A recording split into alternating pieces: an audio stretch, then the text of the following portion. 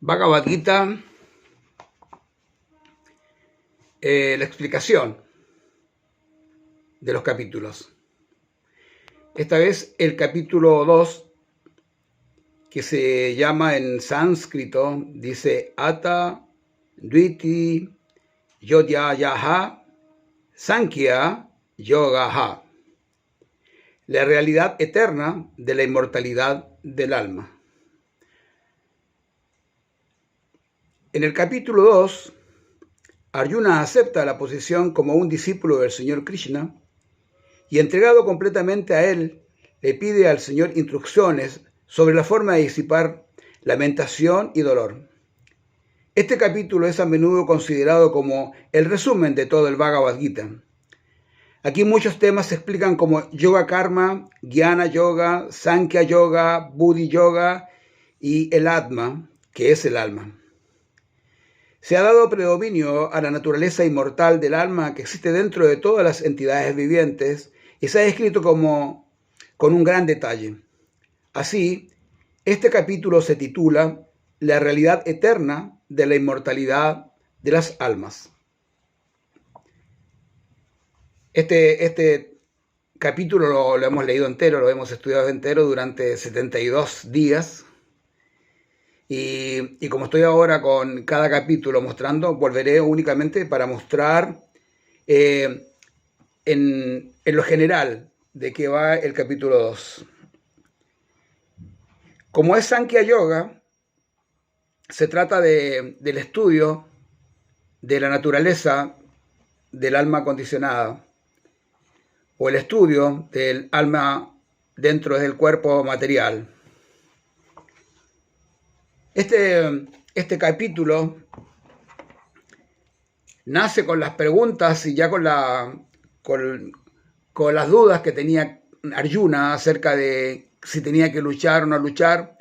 Y en este momento es cuando Arjuna baja sus brazos y le dice: Krishna, de aquí en adelante, por favor, explícame todo, porque realmente soy una persona que está muy confundida. Y la única manera que lo podría entender es que tú me ilumines. Y entonces Krishna ahí le empieza a dar el conocimiento que ya lo hemos estudiado. Pero no es malo recordar que en realidad, en el fondo, lo que enseña el Sankhya Yoga es que nosotros somos independientes del cuerpo material, que somos un alma espiritual que vive dentro de este cuerpo y que este cuerpo pasa desde la niñez a la juventud, de la juventud a la madurez y de la madurez a la vejez, y nuevamente toma un nuevo cuerpo. O sea que habla directamente de lo que se llama el samsara, o el ciclo de nacimientos y muertes, el ciclo eterno incluso de nacimientos y muertes, porque hay muchas personas que jamás tienen la oportunidad de encontrarse con este conocimiento y encontrar la posibilidad de liberarse. De miles de personas, muy pocas se preguntan acerca del conocimiento. Y de esas pocas personas que se preocupan de qué es lo que es el conocimiento, muy pocos llegan a entenderme realmente, dice Krishna. Por lo tanto, es un trabajo difícil.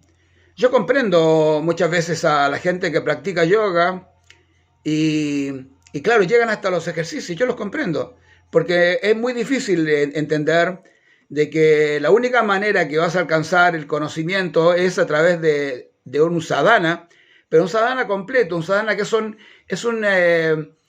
las actividades diarias, son la manera de vivir de una persona. O sea, la alimentación es importante en el sentido de que tú eres lo que comes. Ese es un hecho. Y entonces, claro, si tú estás comiendo cosas que son producto de una muerte fea, ¿no? Del sufrimiento, por ejemplo, de los animales y eso, es muy complicado que ese alimento llegue de una manera sana a tu cuerpo.